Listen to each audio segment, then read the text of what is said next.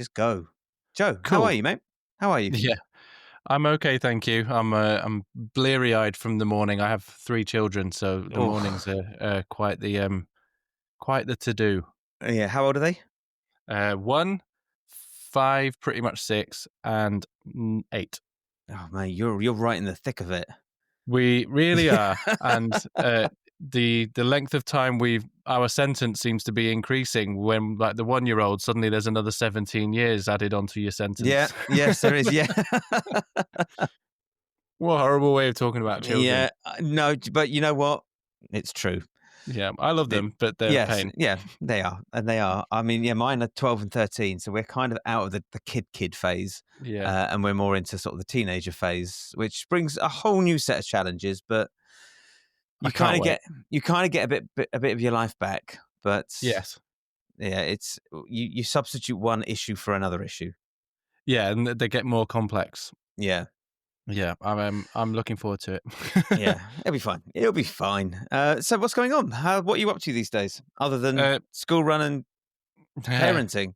So pretty much everything I do now is it's just remote recording from my studio. I say everything. I would say the lion's share of my work is remote recording, and then the other random bits that come in as a musician. So this week I was in a music conservatoire in Leeds, talking to some of the lecturers about how I use Instagram. Mm-hmm. I've done a bit of lecturing at Leeds Arts University, which was Leeds Art School, very famous school in Leeds. I've been doing a little bit of stuff for them this year, and just other little random bits and bobs. I get some production days, and I do a bit of production music writing when I have time, which isn't that often these days, but I try to make time for it. But yeah, I would say on a daily basis, the majority of my day is so my bread and butter is still remote recording. That's what I'm doing pretty much on a daily basis. Yeah. I mean, I would ask you, are you busy? But I assume you're very busy.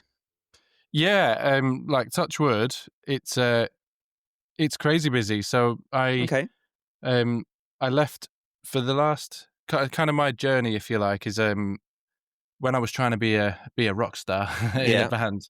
I was doing a lot of peripatetic teaching in schools, and I kind of the one-to-ones you do with kids.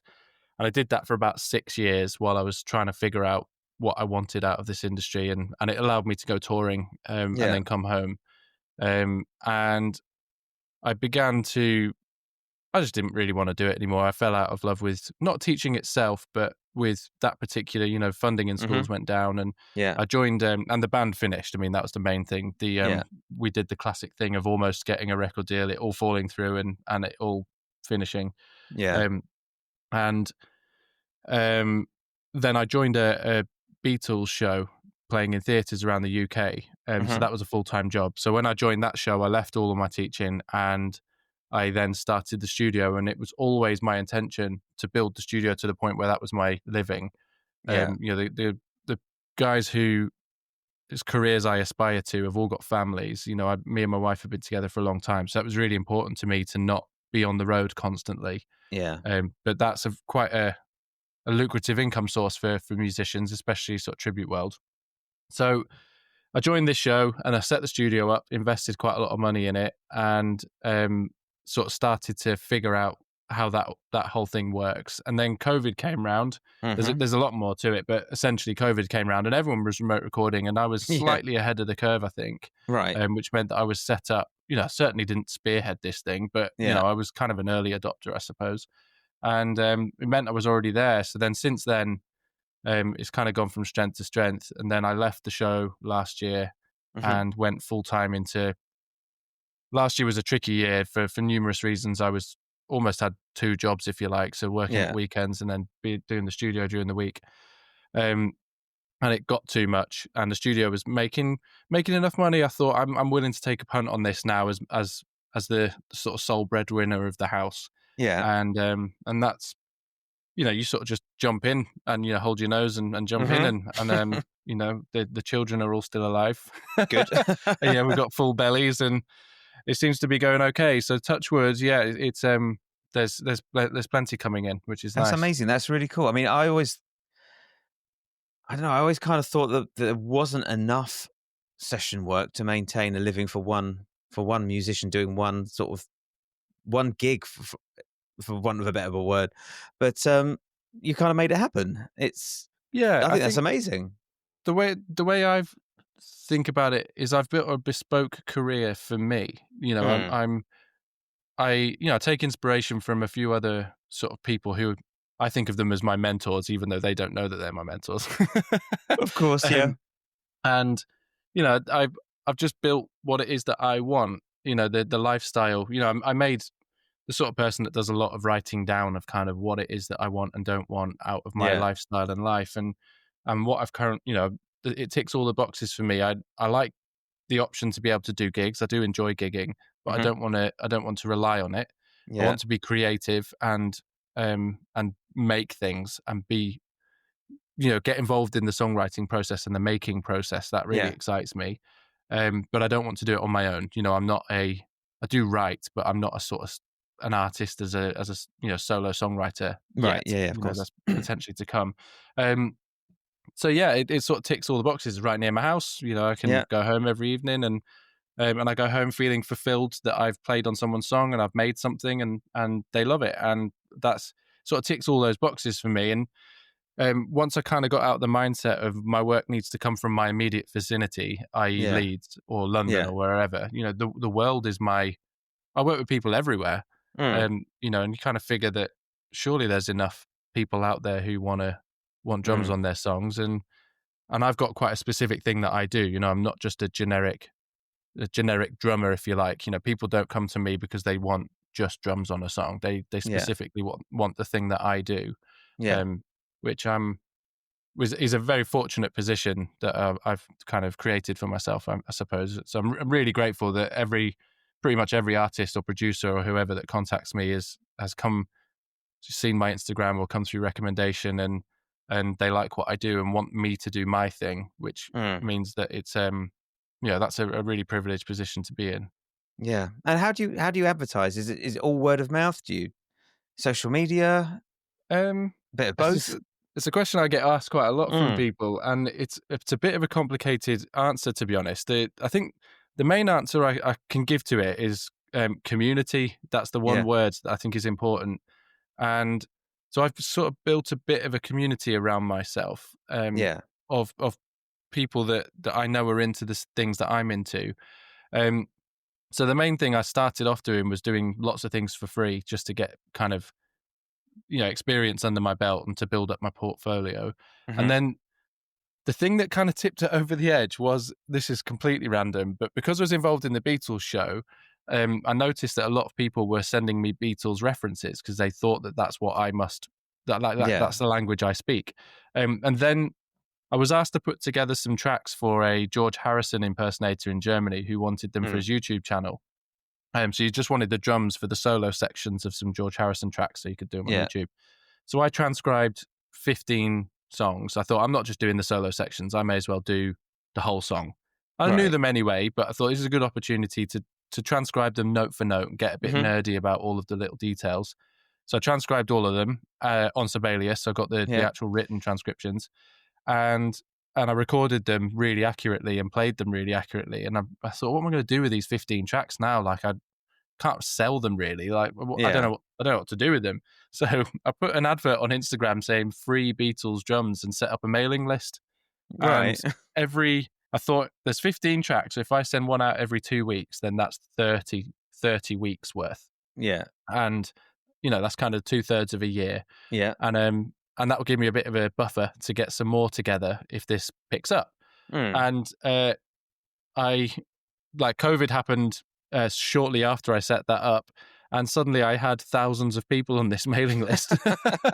And I haven't finished the project now. This is a few years ago. I really want to finish it, but I've got that classic problem of too much work and not enough time now. So I will revisit it at some stage. But that was the thing that tipped it over from doing it for mates and mates of mates to having random people email me saying, I love what you do. How much do you charge? That tipped it over the edge. And then I didn't want to get pigeonholed as the Beatles guy. So I kind of pivoted to kind of vintagey sounding drums, which happens to be quite cool at the moment. And that's when, so I reset up my own personal Instagram. I think of my personal Instagram almost as a business. So when probably during this conversation, I'll talk about myself, but I'm talking about myself in like third person. It's like a brand name in a sense. For me, like my own business. And so I set that up and started doing these voiceover videos where I kind of talk about my playing. And that's been another kind of major turning point, was exposing people to my thought process behind stuff, because I'm quite a thoughtful person. I think very deeply about things, and I think whenever I send a track to someone, I write up this email afterwards saying the way I've approached it. And then that's the idea, is that these videos I put up of me playing drums to, I just put the drums up that I've done, not the song itself, and then talk about my thought process behind it. And I think people seem to like it. They seem to enjoy my thinking behind it, and how thoughtful and how much time I take over their songs. I don't take it for granted that this is what I do for a living, and I really, really want them to be happy with what's there. So yeah, that's where it comes from. And then gradually over the last 5 years, I've built up quite a big client base. So I'd say on a weekly basis, I'm probably doing a few things for people who I've worked with. I work with some people regularly, some people every year or two. And then there's so many of them now that they kind of come back round on the next project they're working on. The next song, yeah. Yeah, and then there's a lot of like, production music companies like Library Music and stuff that come round once in a while. And then other fresh sessions, if you like. It's not like it's a different, I'm not doing a week's worth of brand new people every week. It's usually come through people that I know, and then the occasional new one, every couple of weeks. Yeah. Yeah, that's cool. I mean, because I've set up this little studio here, and I've got a kit over that side. It's all mic'd up, and I'm not a drummer, so it's kind of there for if ever I need tracks, people can come in, they can record some stuff. And I kind of found myself sort of scrolling around looking for recording drums, recording drum programs, recording techniques, what mics should you use, and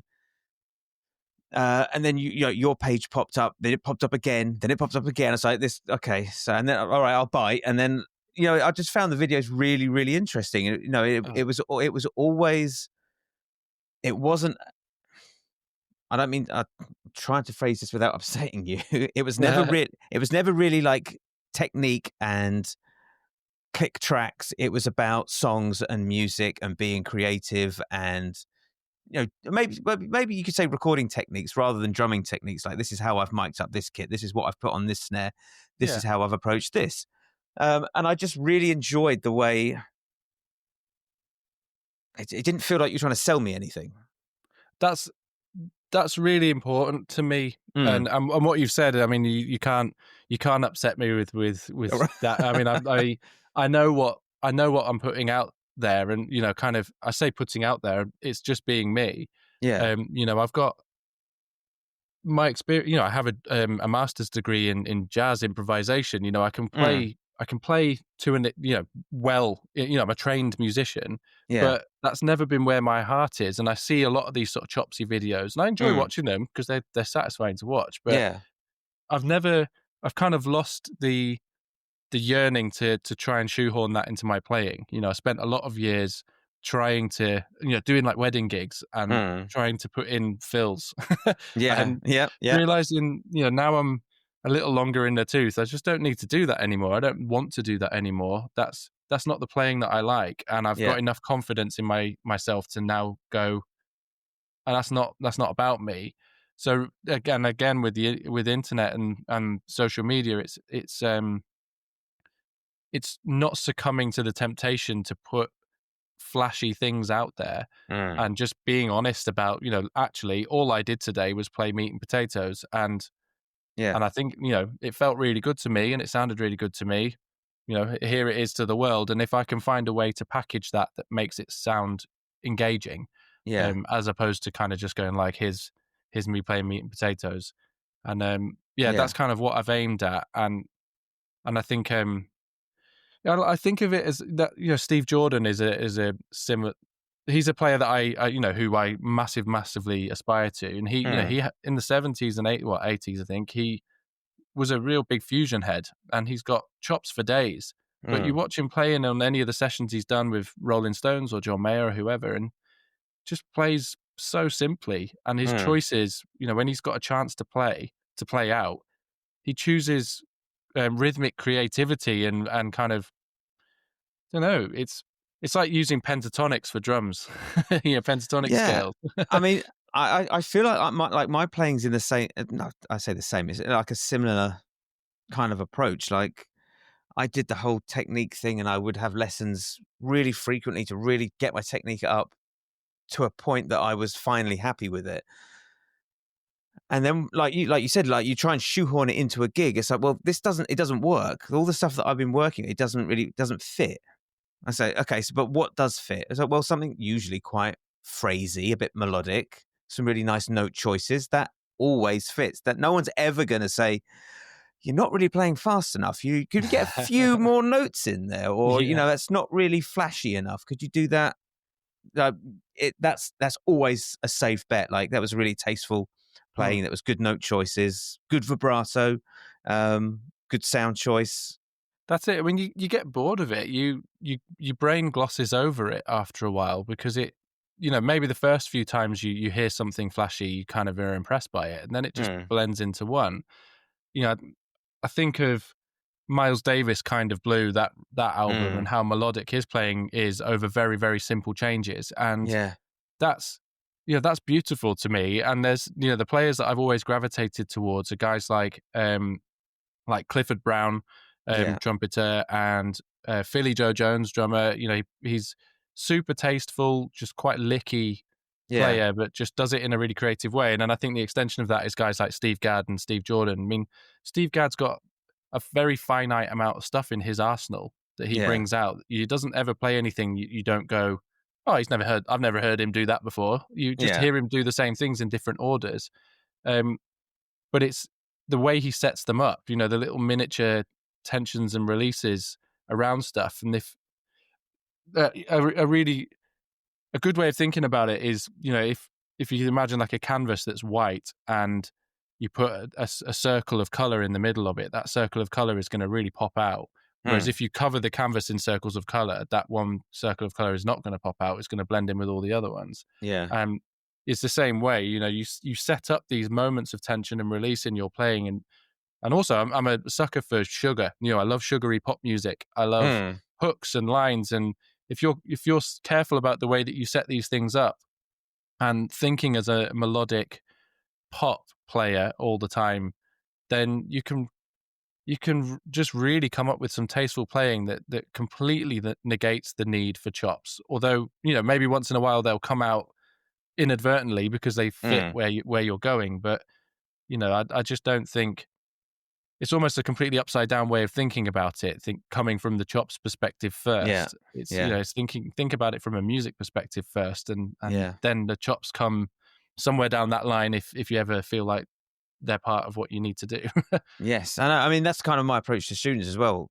Eventually, I mean, they start coming in after they've done a bit of a deep dive on YouTube, and then they're like, oh, can I learn how to do this? It's like, well, here we go. So yes, you can, but it's not really going to be any use to you because you still can't vamp a one chord groove across for 4 minutes, like, and stay in time and make it sound musical. And you've got to I've got to kind of try and put 2 feet in both camps. It's like, right, well, we can have a look at this, but we really want to be focusing on this because 90% of what guitar players do is rhythm, playing in time, playing chords. It's tricky because they're inspired by the fast stuff. That's the gymnastics that they're like, whoa. And you want to kind of retain that bit of inspiration for them, but also coach them in the foundations of what they want to be doing. But it's quite a mature thing to come round to. It's Picasso. There's that famous picture of Picasso where he's done the drawn the bull, and it gets simpler and simpler. He's more than capable of drawing a very technically correct picture of a bull, but then he's also, the very final one is almost like a single line drawing of this bull, and it still looks like a bull, although there's very minimal information on the page. And he's managed to distill the essence of what that bull is, and also put some of his own style in there. And I think it's a funny, an interesting.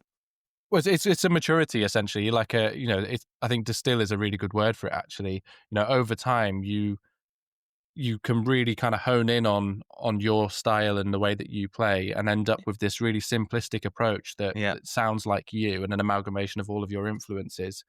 But it's very hard. It's quite a zen way of thinking about it. It's not always, and it's not an easy path to tread, because I think you have to do quite a lot of soul searching, and you have to do a lot of listening, and you've got to do a lot of recording and then listening back to yourself. And then you got to start pulling that apart, because I mean, we spend so many hours just pulling other people's playing apart, but I can't remember the last time I sat down and recorded something for 5 minutes and then right now I'm going to pull my own playing apart. I hated it. I mean, I've done that a huge amount. It's looking in the mirror with a microscope at every minor blemish that you've got, and going, okay, do I need to fix that? I did it when I wasn't busy in the studio. When I first started it up, I used to get my Logic out and set the click track going, and I'd play along with it for 30 bars, whatever, and then I'd zoom in and see where I was on the click to make sure I was, am I pushing, am I pulling, and really mess around with, can I get it on the nose? Can I get it just ahead? Can I get my kick on the nose but the snare just ahead? And sort of go into the minutiae of manipulating time, and then on actual sessions, you play on a track and you kind of like, that feels a little uncomfortable to me, and I'm not 100% sure why. And you kind of go in and you figure out like, oh, I'm not phrasing quite right with that instrument. And being able to do that it's like micro failures constantly. You're constantly failing. But I don't really like the word failure. I wish there was another word for it, because it's, rather than being pig-headed and going, I don't know why that doesn't feel right, and almost sort of trying to find some external reason as to why it doesn't feel right, going, well, that clearly there's something I'm doing, because the guide track they sent me felt okay. So what can I do to change? And I think, I've played on thousands of sessions now, and I think hopefully I've got to a point where I'm quite content with seeing areas where it's not working, and there's something I can do to adapt to it, and looking internally for the solutions, as opposed to finding external reasons why something's not happening. Yeah, I mean, I think it's great to analyze our playing and stuff, and it takes a great deal of honesty as well. The other thing I want to talk about is, like, with all the sessions with the kids, with family life, do you practice? Do you call it practice? In truth, no. Okay. And occasionally, once in a while, I'll pull up. I've got tons and tons of drum books in the kitchen here, and there's a couple that I've got next to the kit, like a Dave Garibaldi Tower of Power kit or book, where it's got different permutations of fun beats and things. And once in a blue moon, I'll pull up something like that and go through it. In reality, I just don't have the time for it. It's too busy working. I'm learning songs for gigs that I've got, and I think if I'm practicing every day, I'm adapting to. I'm challenged by the songs that are put in front of me to kind of go. I'm finding myself playing rhythms that are not normal things I'd play, because that's what the song dictates. And I don't. I saw an Instagram reel of some. I think it was one of the old Motown guys or something, and somebody asked them, "Do you practice?" And they said, "Well, I'm practicing every day. I'm practicing when I'm sat still. I'm just going through rhythms in my head constantly." And in a way, I feel similar to that. I'm listening to music. I'm analyzing snare sounds, kick sounds, feels within tracks that I'm listening to, and then I'm coming in and doing sessions. And every session I do is another notch on my experience, if you like. I don't think I'd call it. I wouldn't call it regimented practice anymore, because I'm not practicing in a technique sense. I'm not trying. I'm always trying to be more fluid on the kit, and I'm always, all that kind of stuff. But I don't have a huge desire to to increase my ability to play, some things, like, and become more chopsy player. I want to become more musical. I want to find out why when I listen to, why when I listen to Spencer Tweedy and Jeff Tweedy playing together, Spencer Tweedy is one of my favorite players, and when I listen to him playing with Waxahachie, why am I so satisfied by the drums that he's putting on those tracks? What is it about them? Because there's nothing overly technical about them. They just work so friggin' well. Have you got an answer for that yet? He's just so musical. Right. He's literally not thinking as a drummer. He's thinking as a musician. And I hope that that's what I think of the same. That yes, all right, drums is my medium. That's my sort of vehicle I'm driving in. But I'm just a musician. I'm listening, and he's obviously spent years playing with his dad, and kind of feeding in that way. And I'm sure he think I'm a drummer, obviously, and he's a drummer. But when you're playing along to a song, it's about almost forgetting that drums is the history of drums and all of the tropes that drummers fall into in the cliches, and just going, right, what works now? What can I contribute musically in this situation?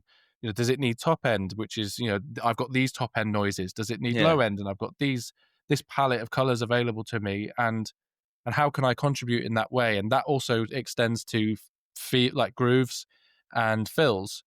Just because Pat Boone, Debbie Boone works, which, don't get me wrong, I play that on tracks regularly, but just because that's something that is under my hands doesn't mean that, is there a different thing I can do? Is there a different fill? Does it have to start in the way that every other drummer starts, or could it start on the floor tom and move its way back round, which is, that's what Ringo did so well. I was going to say, Ringo is just jumped to mind. Yeah. And, I know from chatting with Spencer that Ringo is a big fan, and he's a big fan of Ringo's playing too. And I think that is the answer for me. So going back to practice, that's what I'm practicing. I'm trying to become an extra 0.01% more musical every day, and just become a better musician rather than a drummer. I think that's such a great answer as well. And what about getting better? What's your take on getting better, and how has it changed over the last, 20 years? I think that's a really interesting question. I think when I was a student at music college, it was about technical stuff. I couldn't play. I didn't have the touch and feel on the kit that I wanted. I would listen back to my time, sort of just kick on 1 and 3 and snare on 2 and 4, and I wasn't happy with what I was hearing back. So then it was improving that, and improving my jazz time, and some of my ability to move around the drums. So real kind of almost getting to a point where I'm at a professional level, if you like, in inverted commas. So there were some technical things I had to take care of in order to reach that kind of benchmark. And then you kind of reach a point where you are happy with what you start to go, oh, actually, I don't sound too dissimilar to some of the other drummers I'm listening to. Okay. And then I think I was still practicing at that time. It's not like I just stopped practicing one day, but I was practicing a lot during that time too. And I don't know, just sort of searching, I suppose, and not being very happy with the things in my playing. They're, constantly looking in that mirror and seeing things I wasn't happy with. Yeah. So then the longer that goes on, the more you have to practice to kind of fill in all of those potholes in your playing, if you like. Yeah. And I suppose I've reached a point now where I'm kind of happy with, in a sense, I'm content with the potholes that I've got, and it's just such a funny metaphor to be using. But I'm happy that I can step into sort of most musical situations that within my wheelhouse, if you like. I couldn't do it I couldn't take a metal gig, right? But and contribute something musically. So I think in terms of getting better, I'm just trying to just be a better musician. And there are some things that I sit down at the kit, like one of my exercises that I do on the kit when I'm warming up, just as a bit of a blast round, is I want to try and increase the fluency between my right hand, left hand, and kick drum. So, when drummers will do paradiddles, so you think of a paradiddle, this is getting a bit nerdy now, but think of a paradiddle as right, left, right, right, left, right, left, left. So you've got combination of a right and a left, and then a double with either one of the hands. And if you can sort of move freely using those combinations of things, then you've got quite a lot of agility around the drum set, and you'll be able to sort of stay in the pocket whilst playing quite musical things. And I think quite often we just use our hands and then our feet are separate. So if I can introduce my right foot into that process so that I can be free using combinations of right, left, kick, or right, right, left, left, kick, kick, and just juggle them around in some kind of improvised, free-flowing fashion, but staying in the pocket the whole time. That's something I'm constantly working on, because I think that's affected by, if I haven't played for a couple of days, then I find suddenly I'm a little bit rusty. I can feel I'm a couple of days off, especially if I go on holiday. That's one time I do practice, is when I go on holiday. I take a pad with me and a book. And if I don't play for 2 weeks, it takes me a couple of days to get back up to speed. I'm really rusty, and my living depends on me not being rusty. Yeah. I know. I remember last summer when I came back from holiday, my first gig, it was that scene in Back to the Future where he starts to disappear and he can't fucking play. I was like, that was me. I was like, what the fuck is going on? Yeah, I feel it. And you get so disappointed in yourself. You're like, what's going on here? I should be able to do this. I can do this. I can do this. Yeah. But yeah, I think the whole getting better thing is just, this is going to feel like a slightly cliched answer, but it's moving towards self-actualization. That's a big thing for me. So it's, what's the motivations behind getting better? What is better? What does better mean to you? And what is it that you want out of the music industry? And I don't, if you want to be a clinician, then you need to be technically very, very good. So then you will, getting better for that person will be filling in more of those potholes that I was talking about earlier. They will have to go into a even finer microscope to make sure everything, they're doing really quite technically proficient things. For me, it's about being musical. I mean, some of my favorite drummers are not even sort of first and foremost drummers. Like, Levon Helm is a singer and a drummer, and I think he is a drummer, but he's not like he's not Vinnie Colaiuta. It's just a band member. And I think it's about working out the motivation behind what getting better means for you, and what it is that you want to get out of the industry. And looking at social media is a difficult part of that process, because you're constantly being shown things that are cool or incite envy within you. We're all there. We'd be kidding ourselves to deny that we don't have bits of envy inside ourselves. When I see someone doing a really cool chopsy lick, I'm like, oh, that's sick. I want to be able to do that. Yeah. But in reality, I don't want to be able to do that. There's a little itch of me that wants to do that, but I don't really want to. If I did want to, I'd have done it 10 years ago and practiced it. But I don't want to. I think that's my answer. That's cool. I mean, I think everyone has to go through that rite of passage of where you sit down and you do all the technique, you do it to the click, and then, because I think you need to get your playing to a standard where you then have the option to either, like you said, go full on. All right, am I going to do this, or how do I want to use my instrument to express myself? How do I want to use my instrument to connect with other people? I can do it multiple different ways. What speaks to me and what feels best. And there are people out there that go, no, I'm just going to go full on chops, technique, click track as fast as I can possibly get it. And then there are people like, no, I'm just going to slow the fuck down and I'll just maybe pull something out as and when I need it. Yeah. And I think that's the path that everybody has to everyone has to tread. Yeah, I agree. I think I mean, again, it's sort of different facets of the music industry in terms of like making a living. If we're talking about professional players, then, if you want to be a function musician and get working gigs and, or go doing touring theatre shows or whatever, then there is a certain standard that you have to reach. You have to, there isn't any kind of accreditation to being a musician, but if you want to be an electrician, you got to pass the courses. Then, in a sense, it's like that. But then if you want to be a creative musician and be part of a band and go down that route, then you don't necessarily have to be able to play like a function musician. That just because, it's slightly. It just depends. I think we're all quite kind of.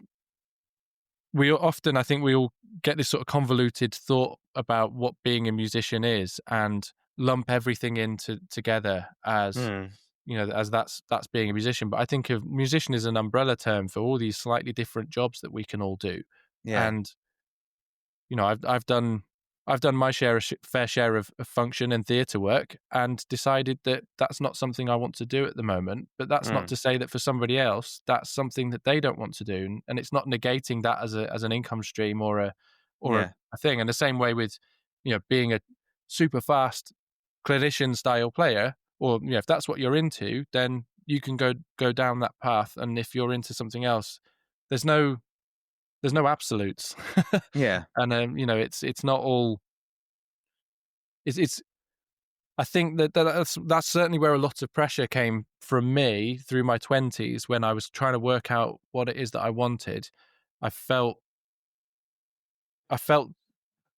I was chasing money and taking gigs that paid more and more money, and like where how can I earn a better living from this, and almost not enjoying what it was that I was doing, but I kind of was, because I was being paid kind of well for it, and it's confusing. And then you kind of like, oh wait a second, there's actually other ways of doing this. I could just be a teacher if I wanted to. I could set up a teaching practice and not do any weddings, or I could, I don't know, whatever. There's loads of different facets, and you don't have to be all things to all people. You just have to find out what fits with your sort of bespoke career.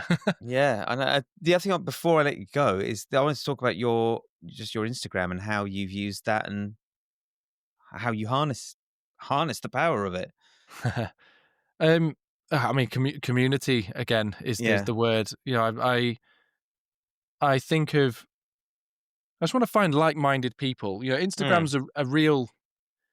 If you think of it, I mean, I speak to a lot of people who are sort of a bit older or whatever, who kind of, or there's people who are younger who go, oh, I can't do with social media. I'm not doing it.